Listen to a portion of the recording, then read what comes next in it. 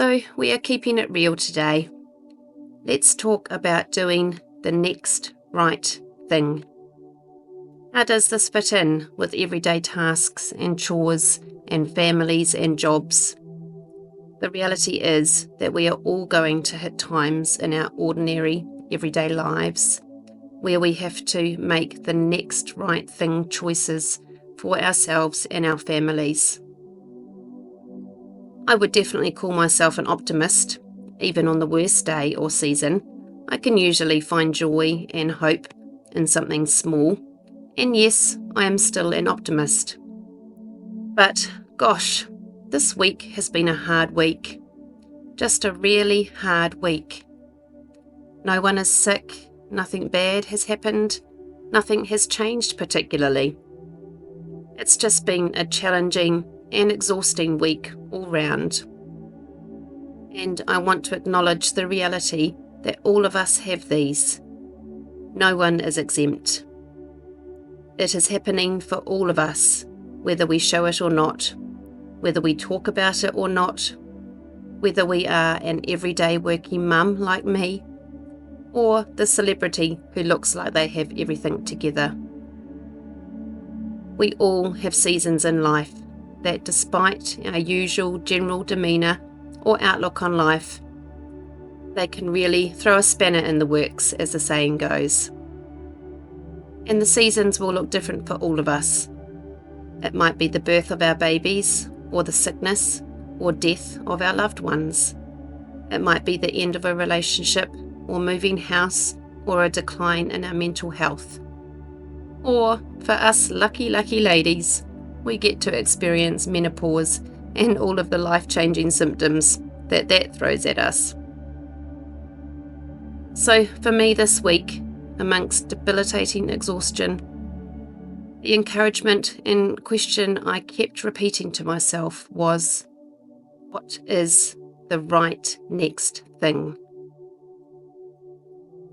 I've heard other people talk about the sentiment of the right next thing, and actually there is a beautiful faith poem that was written about doing the next thing. I might put that up at the end of this video. But in the context of busy working families and the reality of cooking meals, keeping on top of cleaning and organising our homes, household chores and bills, getting kids to sports practice, caring for pets, trying to do some form of exercise or self-care for ourselves. Out of all the everyday things, and especially if you are doing all of this alone, single parenting, have lost a spouse, are grieving, what is the right next thing? What can I do right now that is going to help me get out of this spin? The list is endless, isn't it? And it is like a revolving door of tasks, jobs, important things to remember that need to be repeated again and again and again. But the right next thing is going to feel and look different for each of us. When I think about what the next right thing might be, it can really be broken down into 3 components.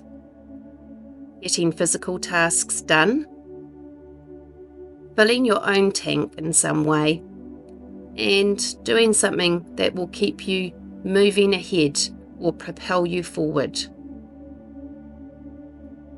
This week, and particularly on this day, I let myself be guided by asking myself, what tasks can I do that I know will help dampen down some of the anxiety and overwhelm I was feeling?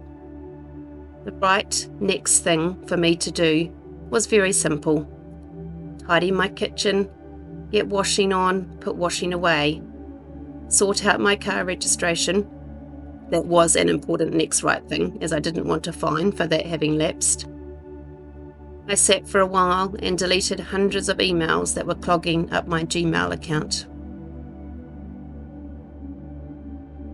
The next right thing, to top up my own tank, was to move my body and get out in the fresh air, the sunshine for some vitamin D. I walked the dog, strolled, and caught up with my daughter. I made my bed, which helped to bring order to my brain and reduce cortisol levels. I avoided coffee and drank more water over the day.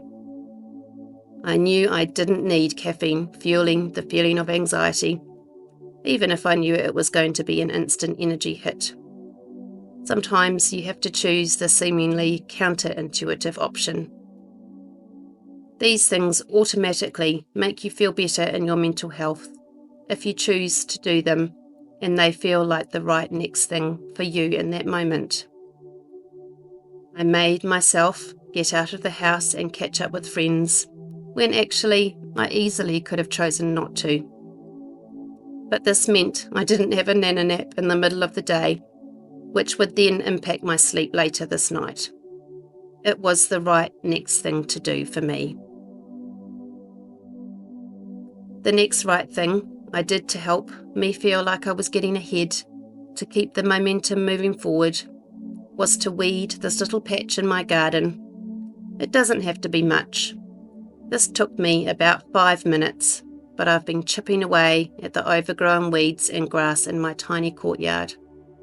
This last little bit was one of the right next things to do, to enable small changes to keep happening in my garden, rather than a whole lot of nothing. These right next things don't have to be mind-blowing or something that makes you go, wow, I'm just on top of my game all of the time. This is not realistic or achievable. They just have to help you or bless you in some way. These choices may immediately help or bless you. They may help or bless you for that day, or the positive effect of those choices may run into the coming week or weeks. So what is the right next thing for you? It might look like cleaning out your fridge, getting all that soup that you made into the freezer so it doesn't go to waste, going out for a run for your mental health, choosing to go to bed at 9 p.m. because you desperately need the rest, washing your hair, ringing your friend, paying that bill. It's going to look different for all of us. Do whatever it is that is going to give you some momentum forward, no matter how small it is. Because cumulatively, over time, it all adds up. Thank you so much for taking the time to watch and listen. I hope this has encouraged someone today. You've got this. One step in front of the other, and tomorrow's a new day. I'll leave you with this lovely poem that I mentioned earlier about doing the right next thing. Have a great week, everyone.